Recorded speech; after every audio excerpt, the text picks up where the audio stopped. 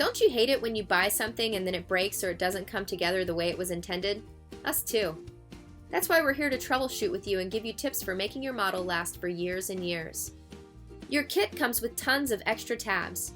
After you've completed the assembly of your model, play with it.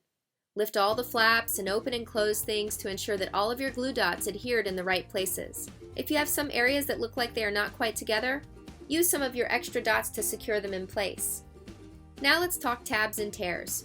Your tabs are pre-scored to make them easy to bend and to help keep your model relatively flat.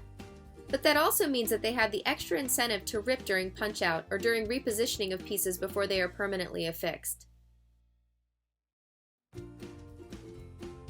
When a tab breaks off, it's not the end of the world. Simply cut a piece of scrap vinyl from the skeleton of your template. Align the pieces that broke so that they resemble the piece as it were whole. Apply glue dots to the repair patch and align it over the pieces you want to reattach.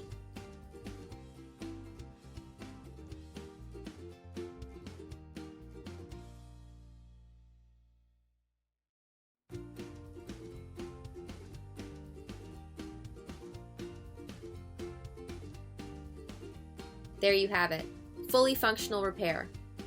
You can do this same repair for any area that has a tear as well, so hang on to a sizable piece of your extra vinyl.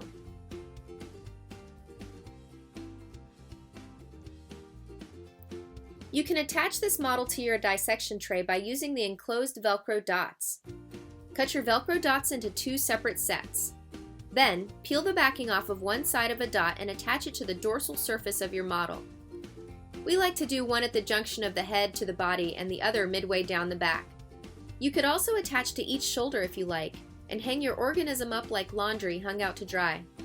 You'll want to space them far enough apart so that the model will hang on the tray like it is being dissected, but not flop or hang down awkwardly.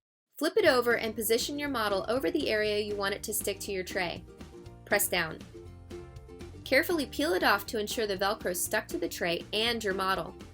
This will allow the model to be secured in the anatomical position during viewing and free during manipulation. You did it! You made it to the end of this tutorial! That wasn't too painful, and look, now you have this amazing, larger-than-life manipulative that mimics your dissection lesson instruction. You can use this model in many ways: as a review for the real thing, in lieu of dissection for your objectors or students who are absent or are on a 504 plan.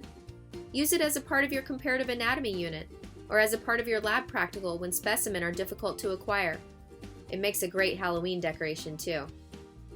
Thanks for getting nerdy with us. If you ever have any questions, here's where to find us. It's getting nerdy with Mel and Gertie. Get ready for fun, get ready for learning. Inspire your students in an interactive way. Life science